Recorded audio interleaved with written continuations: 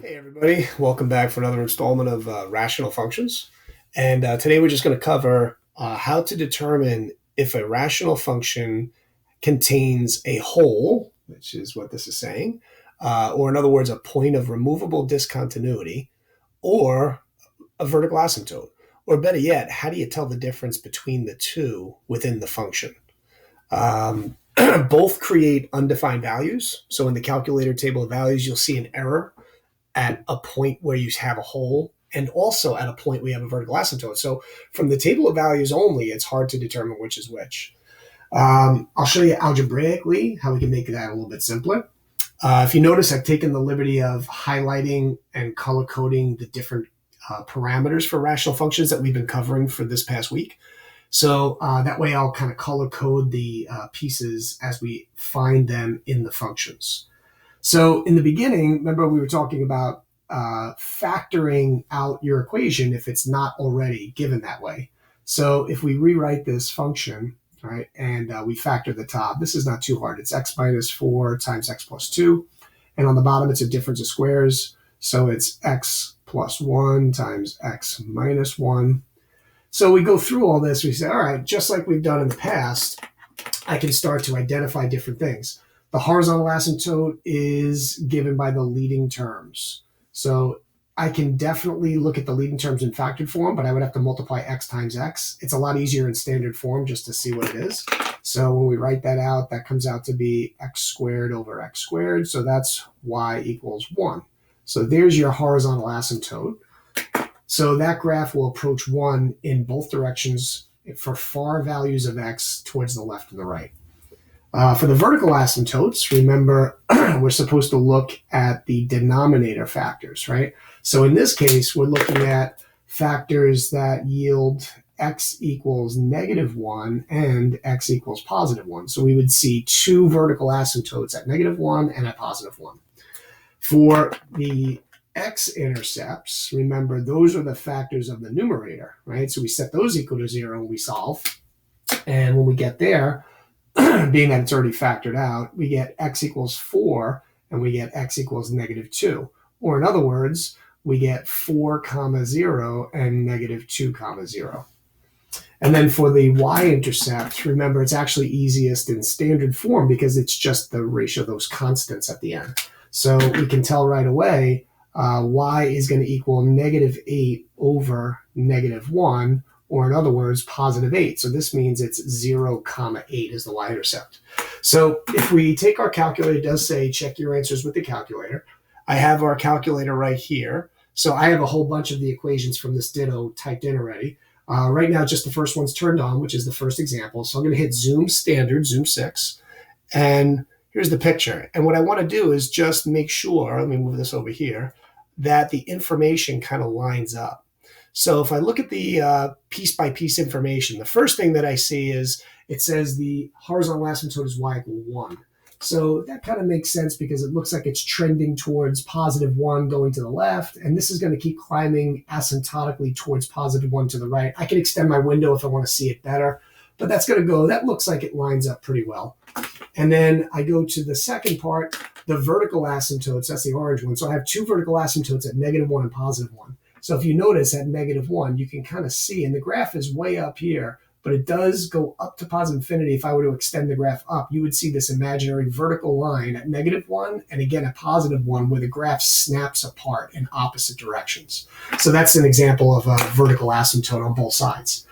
Then we go to the x-intercepts, and it shows that we have two x-intercepts, one at -2, which lines up, and one at +4, which also lines up. So those all make sense. And then the y-intercept is way up here at +8. Sorry, that's in pink. So that's all the way up there. So everything kind of lines up with that graph. There's no issues. Everything kind of goes along perfectly with that. So what we're going to do is we're going to check the second example as a contrast. Okay, so let's take a look down here now as we move a little bit further. And we're going to answer some questions on this one that we're going to notice some key differences between this one and the top one. So the first thing I do is let's look at it in factored form as well as standard form. So we factor this out. This is going to be x minus 6 times x plus 1 over x minus 1 times x plus 1. So that's factored form. So now if we just did everything the same, I would say, okay, well, the leading terms, so that's not much different. This is y equals x squared over x squared, or in other words, y equals 1. That seems to be about the same. Initially, I would say, okay, well, these are my vertical asymptotes. So that kind of lines up. Not a big deal. I've got x equals positive 1 and x equals negative 1. So I got two vertical asymptotes. Then we go to the x-intercepts. And we have those two factors. So all of this is pretty much identical to what we were doing. So here I would have x equals 6 and x equals negative 1.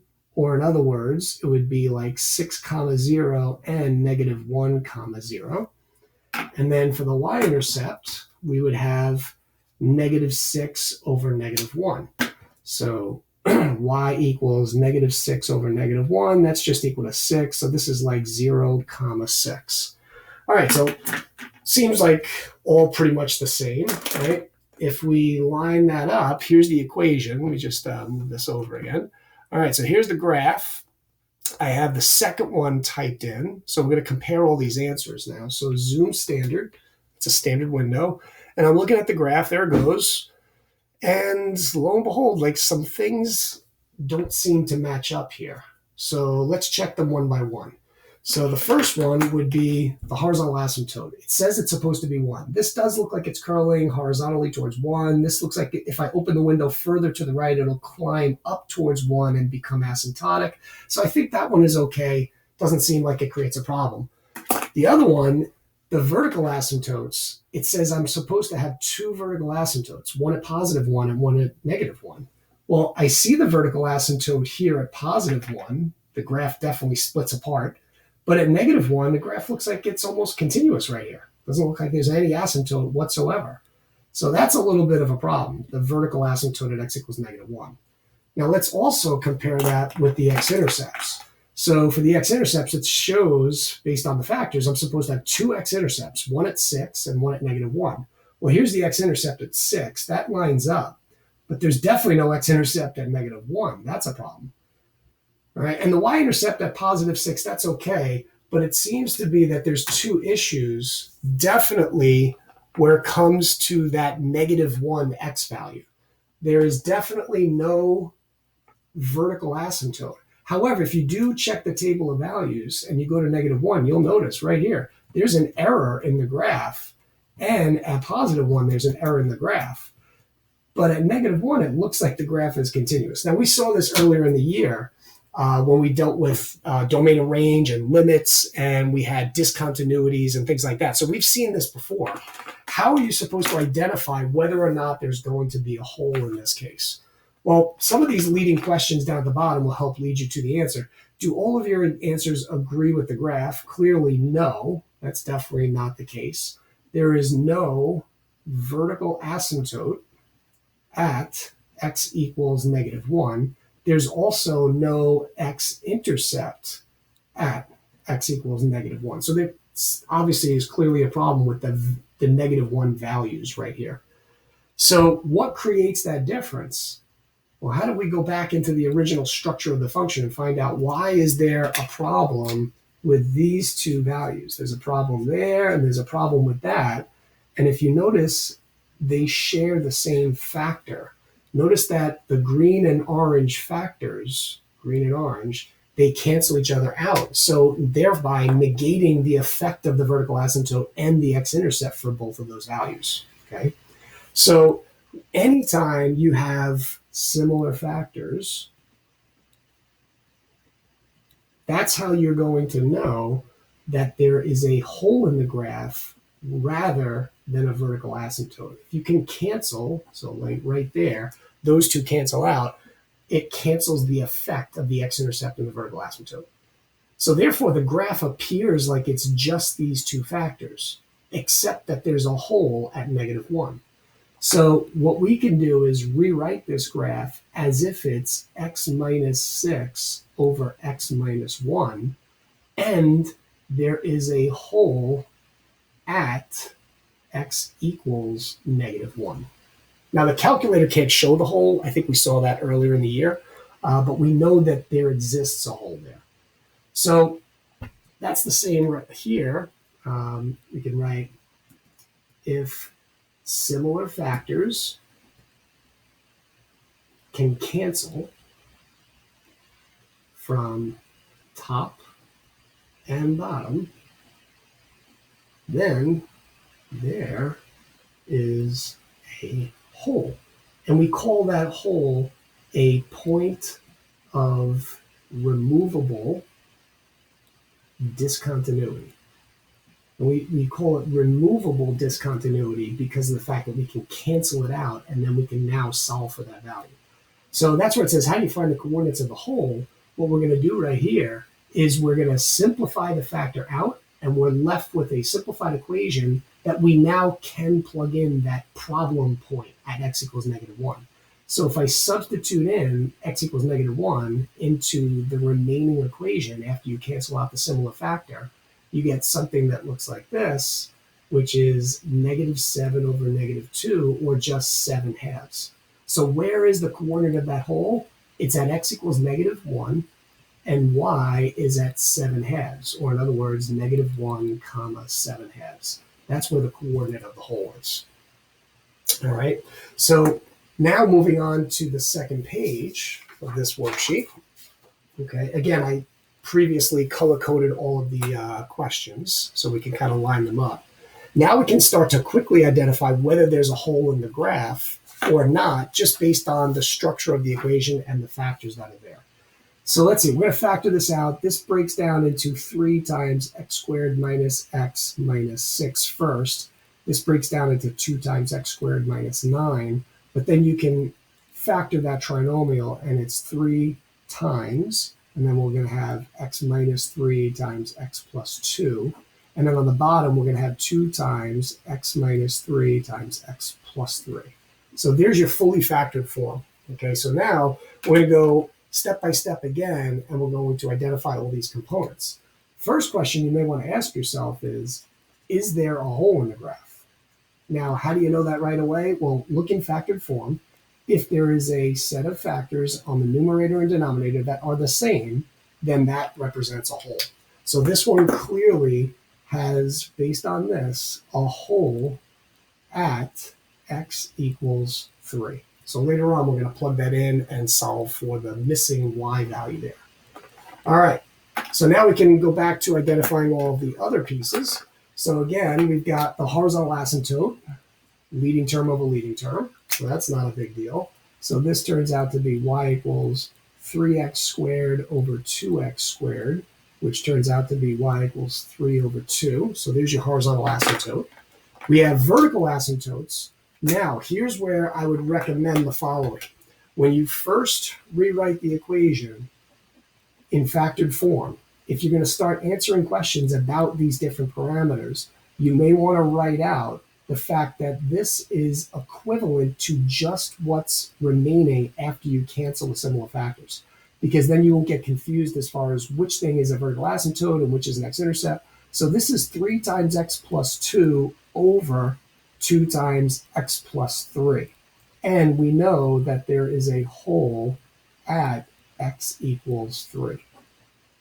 So this is what the equation looks like, but we know there's a hole at 3 comma something.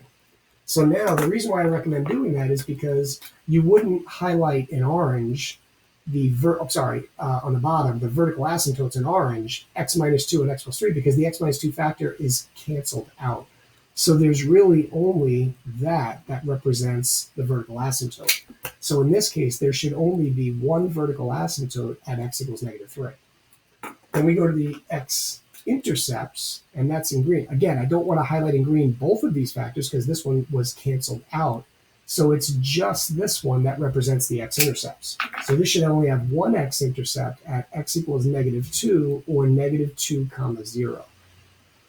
Then we go to the y-intercept, and that's easiest in standard form, so we can highlight those. So in this case, we would have y equals -18 over -18, which is just 1. So this should be 0 comma 1. and then find the coordinate of the whole if there is any. And we know obviously that there is. So what we're going to do for that is we're going to plug in into y equals 3 times x plus 2 over 2 times x plus 3. Remember, we're going to plug in x equals 3. So let's see what that yields. It's 3 times 3 plus 2 over 2 times 3 plus 3. So what that turns out to be is 3 times 5 is 15. 2 times 6, that's 12. That can reduce, divide by 3, so that's 5/4. So we know there's a hole at x equals 3 and y equals 5/4. So that would be 3 comma 5/4, or 15/12 is equivalent. Okay? So that's how you would identify all of those parameters, even with the included hole. Or let's say we fast forward to a final exam type of question. What's the limit as x approaches 3? Well, you obviously can't plug in a 3 originally into the function to evaluate it. But when you simplify out the factor, you can now plug in 3 and determine the y value. All right, let's move on to that next question, number 4 here for us. So again, we're going to write out 2 times x plus 2, and then x plus 4 times x minus 4. That's fully factored form. So now we go through one by one. Number 1, I guess I would say, is there a hole in this graph versus a vertical asymptote? And you notice how there's no similar factors, so this would contain no holes in the graph. So we know that we don't have to worry about that right out of the gate. So now this becomes just like all the other questions. Find the horizontal asymptote. Those are the leading terms right there. So this is going to be y equals 2x over x squared, which becomes y equals 2 over x. Now remember, as x approaches infinity, that's going to get infinitely large. 2 divided by a huge number, that's going to approach 0 overall. So you have a horizontal asymptote of y equals 0 there. For the vertical asymptotes, right, remember we're looking at the denominator factors set equal to 0. None of them cancel, so we can use those. So this is going to have 2 vertical asymptotes, one at x equal -4, one at x equal +4. All right, then we have the x-intercepts. Those are the factors of the numerator set equal to 0. So there's only one of those. So we can say x is going to equal -2 or -2 comma 0. And then the y-intercepts, right, we have the constant term, so +4 over -16. So we write that out. That's going to become y equals 4 over -16, which is just -1/4. So we'll get 0 comma -1/4. And you could go ahead and check both of those equations versus the graph and the information that you've shown, and they should definitely line up. Okay? So I'm going to leave the last question for you guys to try, and then I'll post the answer key for you to check it over. But I will advise you, or just warn you ahead of time, there is one little wrinkle in here that is tempting when you're looking to try to factor things down, but be very careful as you're looking at the structure of that equation and trying to factor it. And then when you get some answers, maybe compare it to the answers that are on my answer key. So maybe perhaps you can pick up what's different about this one compared to some of the others. Okay? All right, I hope that helped, guys. And tomorrow we'll also have a lesson that kind of like recaps all of the weekly information that we've covered so far. All right? Good luck, guys.